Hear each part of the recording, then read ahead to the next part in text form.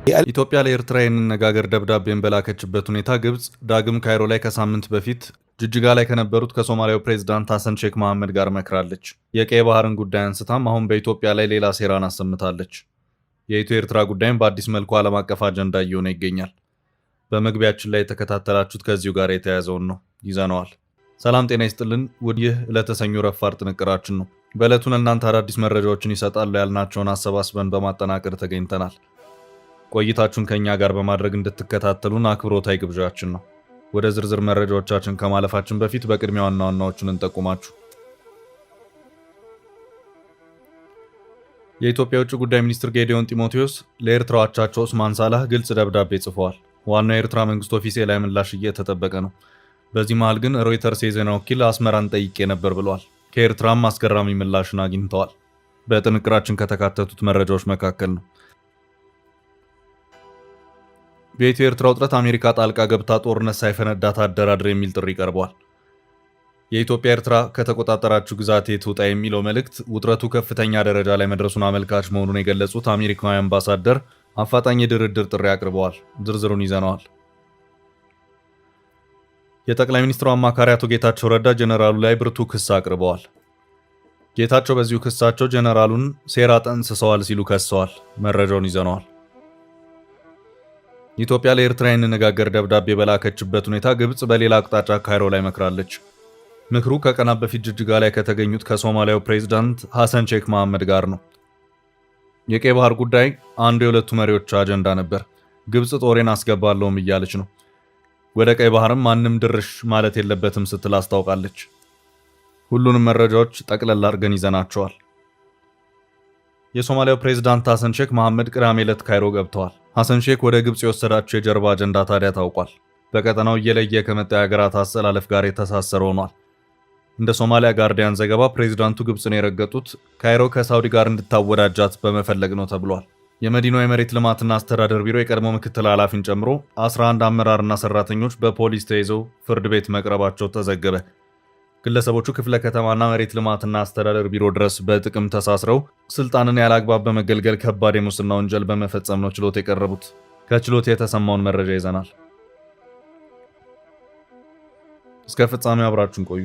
የምንለቃቸው ዕለታዊ ትኩስ ዜናዎች እንዲደርሷችሁ ላይክ፣ ሼር፣ ሰብስክራይብ ማድረግ እንዳትረሱ። የኢትዮጵያ የውጭ ጉዳይ ሚኒስትር ጌዲዮን ጢሞቴዎስ ለኤርትራ አቻቸው ኡስማን ሳላህ ግልጽ ደብዳቤ ጽፈዋል። ደብዳቤው በትላንትናው ዕለት በበርካታ ማህበራዊ ሚዲያዎች ሰፊ ቅብብልን ያገኘ ሆኖ የታየ ሲሆን ከሮይተርስ እስከ ቢቢሲ እና ሌሎች በርካታ ዓለም አቀፍ ሚዲያዎችም ተረባርበውበታል። በዚሁ ደብዳቤ ጉዳይም ቢቢሲ ከኢትዮጵያ አቅጣጫ በእርግጥ የኢትዮጵያ መንግስት ትክክለኛ ደብዳቤ ነው በማለት የጠየቀ መሆኑን አመላክቷል። የደብዳቤውን ትክክለኛነት ሮይተርስ የዜና ወኪልም የጠየቀ መሆኑን አመላክቷል። የደብዳቤውን ትክክለኛነት በተመለከተም የውጭ ጉዳይ ሚኒስቴር ቃል አቀባይ አምባሳደር ነቢያት አረጋግጠውልኛል ሲልም ቢቢሲ አስታውቋል። ሮይተርስም ደብዳቤው ከኢትዮጵያ መንግስት የወጣ መሆኑን አረጋግጫለሁ ብለዋል። ከዚህ በመቀጠልም የቀጠለው የኤርትራን ምላሽ በተመለከተ ነው። በዚህ ዙሪያ የኤርትራን ምላሽ ለማካተት የሞከረው ሮይተርስ የዜና ወኪል የኤርትራ መንግስት ቃል አቀባይን ያነጋገረ መሆኑን አመልክቷል። የኤርትራን የትኛውንም ጉዳይ በተመለከተ ከፕሬዝዳንት ኢሳያስ በመቀጠል በብቸኝነት ምላሽ የሚሰጡት የሀገሪቱ ማስታወቂያ ሚኒስትር የማነ ገብረ መስቀል ናቸው። በኤርትራ ከዚህ ውጭ እንደ ሌሎች ሀገራት በውጭ ጉዳይ ሚኒስቴር ወይም በሌላ አካል ምላሽ የሚሰጥበት ሁኔታ ዝግ ሆኖ ይታያል። ሮይተርስ የዜና ወኪል በኢትዮጵያ በኩል የደብዳቤውን ትክክለኛነት ካረጋገጠ በኋላ የኤርትራ መንግስትን ምላሽ ለማግኘት ለኤርትራ መንግስት ቃል አቀባይ ጥያቄ አቅርቤያለሁም ብለዋል። በውጭ ጉዳይ ሚኒስትር ጌዲዮን ጢሞቴዎስ የተጻፈው ደብዳቤ ድረስ የተባለው ለኤርትራ ውጭ ጉዳይ ኡስማን ሳላህ ሲሆን ሮይተርስ ምላሻቸውን ሰጡኝ ያላቸውና በስም ያልተጠቀሱት የኤርትራ መንግስት ቃል አቀባይ ደብዳቤው በእርግጥም ለውጭ ጉዳይ ሚኒስቴር መድረሱን ማረጋገጥ አለብኝ የሚል ምላሽ የሰጡት መሆኑን አስታውቋል። የቃል አቀባይ ምላሽ ጠያቂውን ጋዜጠኛ እንደዚሁ በደረቁ ከምሸኘው አንዲት ነገር ተንፈስ ልበልለት የሚል ይዘት ያለው አስገራሚ ምላሽ ሆኖም ታይቷል። ያም ሆኖ ዋናውና ኦፊሴላዊ የአስመራ ምላሽ እየተጠበቀ ነው። በኢትዮጵያ መንግስት በኩል ለአስመራ የተላከው ደብዳቤ ኤርትራ ከያዘቻቸው የኢትዮጵያ ግዛቶች ጦሯን በአፋጣኝ እንድታስወጣ ይጠይቃል። በሁለተኛ ደረጃ ከአማጽያን ጋር የምታደርገውን ትብብር እንድታቆምም ያሳስባል። በሶስተኛ ደረጃ በድርድር ዙሪያም የኢትዮጵያ መንግስት አሰብን አካቶ በባህር በር መውጫ ዙሪያ ለመነጋገርም ዝግጁ መሆኑን ያመላከተ። ወደ ቀጣይ ርዕስ አለፍን። ካይሮ ላይ ስለ ቀይ ባህር ሌላ ምክር። ኢትዮጵያ ለኤርትራ የንነጋገር ደብዳቤ በላከችበት ሁኔታ ግብጽ በሌላ አቅጣጫ ካይሮ ላይ መክራለች። ምክሩ ከቀናት በፊት ጅጅጋ ላይ ከተገኙት ከሶማሊያው ፕሬዝዳንት ሐሰን ሼክ መሐመድ ጋር ነው። ከሁለቱ መሪዎች መካከል አንደኛው ኢትዮጵያ በቀይ ባህር በኩል መውጫ ማግኘት አለብኝ በሚል በያዘችው አቋም ዙሪያ መሆኑን መረጃዎች እያመለከቱ ነው። ጠቅላይ ሚኒስትር አብይ አህመድ ባለፈው ሳምንት በነበራቸው የፓርላማ ማብራሪያ 5000 ኪሎ ሜትር ከሚዘረጋው የቀይ ባህር ዳርቻ ላይ ኢትዮጵያ የጠየቀችው 50 ኪሎ ሜትር ነው። ይህም በሰጥቶ መቀበል ድርድር ሊሆን የሚችል ነው በማለት የተናገሩ መሆኑ የሚታወስ ነው። ከሶማሊያው ፕሬዝዳንት ሐሰን ሼክ መሐመድ ጋር የመከረችው ካይሮ ደግሞ ከቀይ ባህር አዋሳኝ ሀገራት ውጪ ሌላ ማንም ሀገር የቀይ ባህር መውጫን ማግኘት የለበትም ስትል ያስታወቀችበት ሁኔታ ታይቷል። የአፍሪካው ቀንድ የፖለቲካ ግለት አሁን ከፍ እያለ በመሄድ ላይ ነው። የኢትዮጵያ ጎረቤቶች ጠበቅ አድርጋ የያዘችው ግብጽ የሶማሊያው ፕሬዝዳንት ሐሰን ሼክ መሐመድን ካይሮ ጠርታ መክራለች። በዚህ የሶማሊያው ፕሬዝዳንት የካይሮ ቆይታ ወቅት የግብፁ ፕሬዝዳንትና የሶማሊያ አቻቸው በዝግ እንደመከሩ የቱርኩ አናዶሉ የዜና ወኪል ባሰራጨው ዘገባው አመልክቷል። ከግብጽ የወጡት መረጃዎች ሁለቱ መሪዎች በሁለቱ ሀገራት የሁለትዮሽ ጉዳዮች፣ በቀይ ባህር ጉዳይና በአፍሪካው ቀንድ ወቅታዊ ጂኦፖለቲካ ላይ ትኩረታቸውን አሳርፈው እንደመከሩ አስታውቀዋል። የኢትዮጵያ መንግስት ኢትዮጵያ በቀይ ባህር በኩል መውጫ እንድታገኝ ይሰራለሁ የሚል ይፋዊ አቋም ይዞ እየሰራበት መሆኑን በተደጋጋሚ የገለጸ ሲሆን ካይሮ ላይ ኢትዮጵያ ስም ሳይጠቀስ በደፈናው ከቀይ ባህር አዋሳኝ ውጭ የሆነ ሌላ ሀገር ወደ ቀይ ባህር እንዲወጣ አንፈቅድም የሚል መግለጫም እንደተሰማ የአናዶሉ ዘገባ አመልክቷል። ግብጽ ኢትዮጵያን እየተቃወመች ያለችው በአባይ ጉዳይ ብቻ ሳይሆን ከቀይ ባህርም ጋር በተያያዘ ጭምር እንደሆነ በተደጋጋሚ አቋሟን አሳይታለች። የሶማሊያው ፕሬዝዳንት ሐሰን ሼክ መሐመድ ወደ ካይሮ ያመሩት ሀገራቸው ሶማሊያ አልሸባብ ከደቀነው ችግር ባለፈ በራሱ በመንግስታቸው ፖለቲካ ውስጥ ከፍ ያለ ውጥረት በነገሰበት ወቅት ነው። ሶማሊያ ውስጡን እየሄደና ገና አንድ ቀን ሊፈነዳ የሚችል ሌላ የፖለቲካ ውጥረትና ሽኩቻ ውስጥ ትገኛለች። በሶማሊያ ምርጫ ደርሷል። ህገ መንግስቱን ማሻሻል አለብን በሚል በፓርላማው ከቃላት ንትርክ ፖሊስ ጣልቃ መግባት እስከደረሰበት ግብግብ ተደርሷል። የሀገሪቱ ህገ መንግስት አንድ ፕሬዝዳንት ማገልገል የሚገባው ለ2 ጊዜያት ያህል ብቻ ነው ቢልም ለ2 ጊዜያት ያህል የሶማሊያ ፕሬዝዳንት ሆነው ያገለገሉት ፕሬዝዳንት ሐሰን ሼክ መሐመድ የለም ለ3ኛ ጊዜ ፍቀዱልኝ በማለት የህገ መንግስት መከራከሪያ ነጥብን ይዘው ብቅ ብለዋል። ሐሰን ሼክ መሐመድ እንደ አውሮፓውያን አቆጣጠር በ2012 ተመርጠው ሀገሪቱን በፕሬዝዳንትነት ሲያገለግሉ በመሃል ሌላ ሰው ገብቶ እንደገና ተመልሰው የመጡት እንደ አውሮፓውያን አቆጣጠር በ2022 ነው። እሳቸው ግን በተከታታይ ምርጫ ጊዜ ያስህል አልመራውና መሃል ላይ ሌላ መሪ ስለገባ እንደ አንድ የመሪነት ጊዜ ይቆጠርልኝ በማለት እየሞገቱ ይገኛሉ። በሌላ አቅጣጫ የእሳቸው ተቃዋሚዎች ግን ምን ሲደረግ በማለት አጥብቀው እየሞገቷቸው ይገኛሉ። በአጠቃላይ ህገ መንግስቱን እናሻሽል ብሎ ጉባኤ የተቀመጠው የሀገሪቱ ፓርላማ ግን በአንድም አንቀጽ ላይ ሳይወያይ በር ዘግቶ ቡጢ ሲሰናዘር ከርሟል። በሀገሪቱ የአልሸባብና የአይኤስአይኤስ ጥምረትም ሌላ ፈተና ሆኖ እንደቀጠለ ነው። ሶማሊያ በዚህ አይነት የውስጥ የፖለቲካው ጥንቅጥ ውስጥ ብትገኝም በሌላ አቅጣጫ ደግሞ ራሷን በቀጠናዊ ሌላ የፖለቲካ መጠላለፍ ውስጥ በመክተት የቱርክ፣ የግብጽ፣ የሳውዲና የኳታር ጥምረት ወይም ግንባር አስተናጋጅ ሆናም ተገኝታለች። ሁሉም የየራሳቸውን ፍላጎት በሶማሊያ ለማስፈጸም እየተሯሯጡ ይገኛሉ። ግብጽ በሶማሊያ እንደ ሀገር የመፍረስ የ30 ዓመታት ታሪክ ውስጥ ሶማሊያን አንድም ቀን ዘወር ብላ ያየችበት ጊዜ አይታወቅም። ሶማሊያ ከጦር አበጋዞችና የጎሳ የጦር አለቆች የጎጥ አመራር በመውጣትና የአልሸባብን አቅም እስከ ማዳከም በዘለቀ መልኩ ላለፉት 3 አስርት ዓመታት መስዋዕትነትን የከፈሉት ኢትዮጵያ፣ ኡጋንዳና ሌሎች ጎረቤት ሀገራት ናቸው። በዚህም ብርቱ የሀገራቱ መስዋዕትነት አሁን በሶማሊያ ዓለም አቀፍ እውቅና ያለው መንግስት መፍጠር ችሏል። በእነዚህ ጊዜያት ግን ግብጽ ሶማሊያን ከነመፈጠሯም ያወቀችበት ጊዜ አልነበረም። አሁን ግን ከህዳሴው ግድብ ጋር በተያያዘ ግብጽ ከኢትዮጵያ ጋር ውጥረት ውስጥ ስትገባ ኢትዮጵያ ጎረቤት ሀገራትን ከኤርትራ እስከ ጅቡቲ በነበራት የማሰስ ሂደት አንደኛው የኢትዮጵያ ጎረቤት በሆነችው ሶማሊያ ላይ አይኗን ጥላለች። ከ2 ዓመታት በፊት ከሶማሌላንድ ጋር በተያያዘ ኢትዮጵያና ሶማሊያ ገብተውበት የነበረውን የፖለቲካ ውጥረት አንዳች አጋጣሚ በመጠቀም ግብጽ ለሶማሊያ ሉዓላዊነትና የግዛት አንድነት ተቆርቋሪ በመሆን ብቅ አለች። የጦር መሳሪያ በመርከብ ጭና ለሶማሊያ እስከ ማቀበልም ደረሰች። ግብጽ ከዚህ ባለፈም በአፍሪካ ህብረት ሰላም አስከባሪነት ስም እንደዚሁም ከሶማሊያ ጋር በሚኖረኝ የሁለትዮሽ ስምምነት ጦሬን በሁለት መልኩ ወደ ሶማሊያ ያስገባለሁም ስትል ከረመች። ይሄኛው ጦሬን ወደ ሶማሊያ ያስገባለሁ የሚለው የግብጽ ፉከራ እስካሁን ባለው ሁኔታ ከፉከራ ያለፈ መሆን አልቻለም።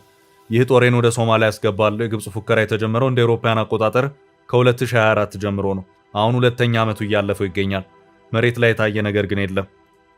ያም ሆኖ ግብጽ የሶማሊያውን ፕሬዝዳንት ሐሰን ሼክ መሐመድን ጨምሮ የሀገሪቱን ባለስልጣናት አንድ በአንድ በመጥራት መምከሩን እንደቀጠለች ነው። ፕሬዝዳንቱ ባለፈው ሳምንት ጅጅጋ ነበሩ።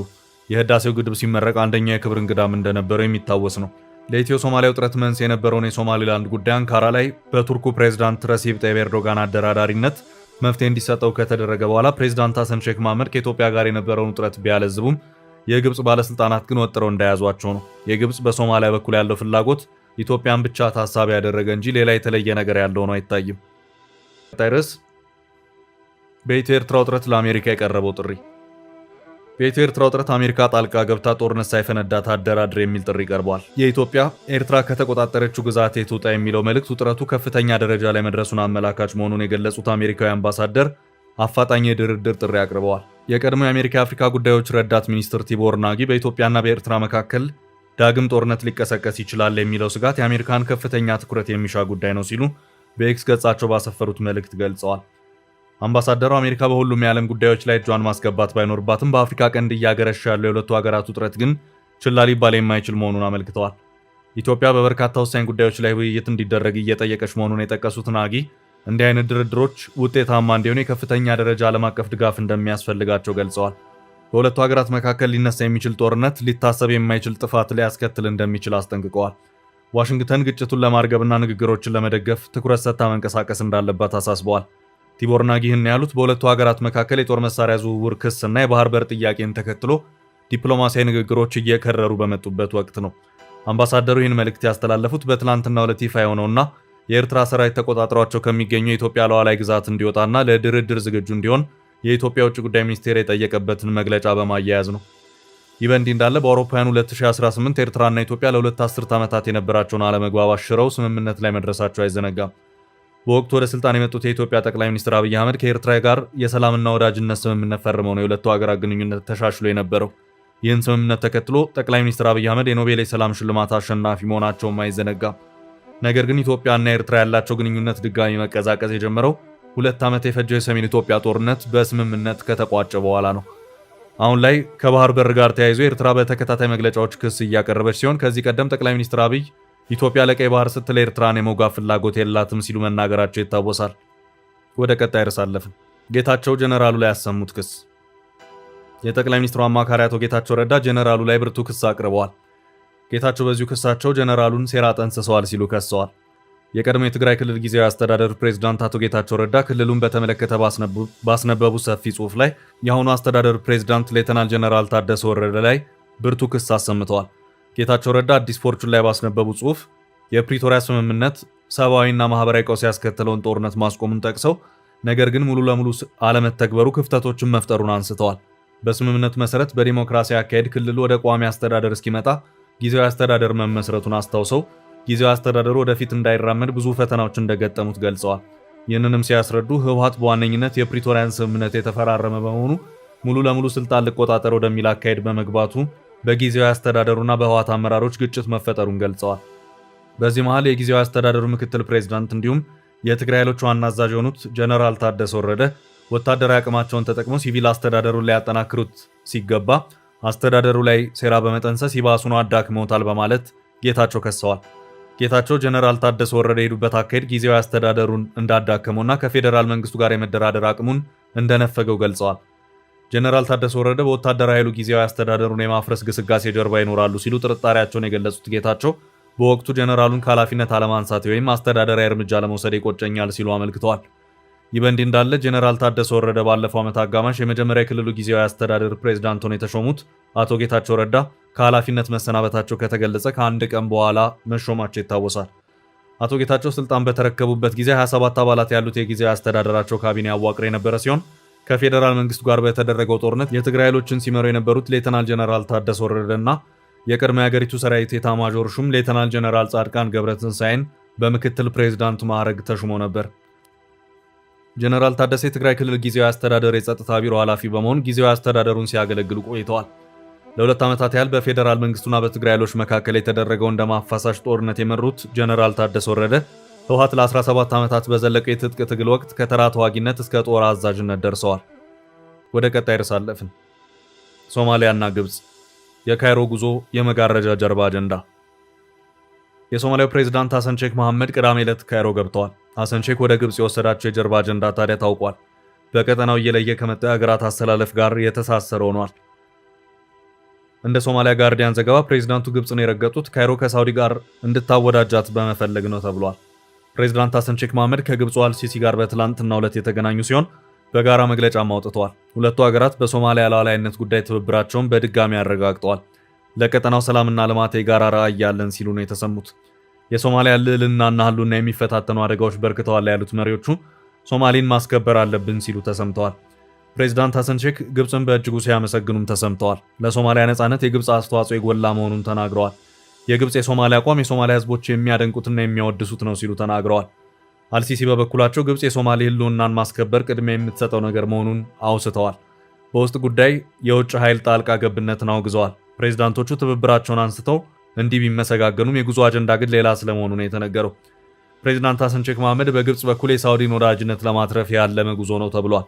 ሶማሊያ ከኤምሬት መለያየት መልስ ከሳውዲ ጋር ስምምነት መፈረም እንደምትፈልግ የዲፕሎማት ምንጮችን ጠቅሶ ሶማሊያ ጋርዲያን ዘግቧል። አልሲሲ ሪያድን ከሞቃዲሾ ጋር ለማቀራረብ ድልድይ ሆነዋል ነው የተባለው። አልሲሲ ለፕሬዝዳንት ሐሰን ሼክ የአንድ የቤት ስራም ሰጥተዋል ተብሏል። በውስጥ ልዩነት በህገ መንግስት ማሻሻያና ስርዓት ለውጦች ከሞቃዲሾ ጋር የተኳረፉ የውስጥ ኃይሎችን እንዲቀራረቡና የውስጥ ልዩነቶችን እንዲያጠቡ ነግረዋቸዋል ተብሏል። ሶማሊያ በቅርቡ ጠንካራ የወታደራዊና ኢኮኖሚ አጋሯን ኤምሬትን ማስወጣቷ ይታወሳል። ቀጥላ ከኳታር ጋር ስምምነት የፈረመችው ሞቃዲሾ የኤምሬትን ሚና በሪያድ መተካት እንደምትፈልግም ተገልጿል። ሳውዲ ግን በሶማሊያ የምታደርገው ምንም አይነት የወታደራዊም ሆነ ኢኮኖሚ ኢንቨስትመንት በጥንቃቄ እየተመለከተች መሆኑ ነው የተገለጸው። ታዲያ ግብጽ የግንኙነት ድልድይ እንድትገነባና ሪያድን እንድታሳምን ለማድረግ ሲባል ፕሬዝዳንት ሐሰን ካይሮ መገኘታቸውን ነው ዘገባው ያመለከተው። በቀጣይ መረጃ በአዲስ አበባ የቀድሞ መሬት አስተዳደር ኃላፊና 10 አመራሮች ችሎት ቀረቡ። የመዲናው የመሬት ልማትና አስተዳደር ቢሮ የቀድሞ ምክትል ኃላፊን ጨምሮ 11 አመራርና ሰራተኞች በፖሊስ ተይዘው ፍርድ ቤት መቅረባቸው ተዘገበ። ግለሰቦቹ ክፍለ ከተማና መሬት ልማትና አስተዳደር ቢሮ ድረስ በጥቅም ተሳስረው ስልጣንን ያላግባብ በመገልገል ከባድ የሙስና ወንጀል በመፈጸም ነው ችሎት የቀረቡት። የአዲስ አበባ ከተማ አስተዳደር መሬት ልማትና አስተዳደር ቢሮ የቀድሞ ምክትል ኃላፊ አቶ ሞሊቶ አባይነህ ይርቃሎ፣ የቦሌ ክፍለ ከተማ መሬት ልማትና አስተዳደር ጽህፈት ቤት የቀድሞ ኃላፊ ኢንስፔክተር ቸርነት አበበ ያደቴ፣ የአዲስ አበባ ከተማ አስተዳደር መሬት ልማትና አስተዳደር ቢሮ የቴክኒክ ጉዳይ ወሳኝ ባለሙያ ሰለሞን በላይ መኮንንን ጨምሮ 11 አመራሮች ናቸው ችሎት የቀረቡት። ግለሰቦቹ ከግብረ አበሮቻቸው ጋር በጥቅም ተመሳጥረው በህዝብና በመንግስት የተሰጣቸውን ኃላፊነት ያለ አግባብ በመጠቀም የተጠረጠሩ ስለመሆናቸው የችሎት ዘገባው አመልክቷል።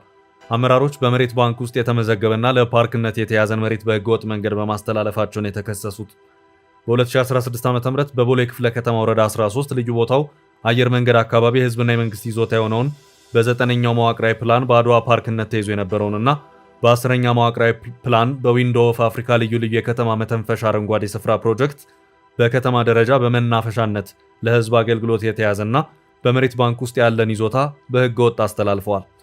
ስፍራውን ያለ ህጋዊ ምክንያት ሰነድ አልባ ይዞታ ነው በማለት ለዮርዳኖስ ዘውዲቱና ጓደኞቻቸው በሚል ለተጠቀሱ የሲሚንቶ አከፋፋይ ህብረት ሽርክና ማህበር ለሚባሉት ሰጥተዋል። የቦታው ስፋት 2905 ካሬ ሜትር ሲሆን ቦታው ሊዝ ዋጋ 168 ሚሊዮን 724405 ብር የሚገመት ሲሆን ይህንን ያህል መጠን ያለውን ጉዳት መንግስት ላይ በማድረሳቸው የተጠረጠሩ ናቸው።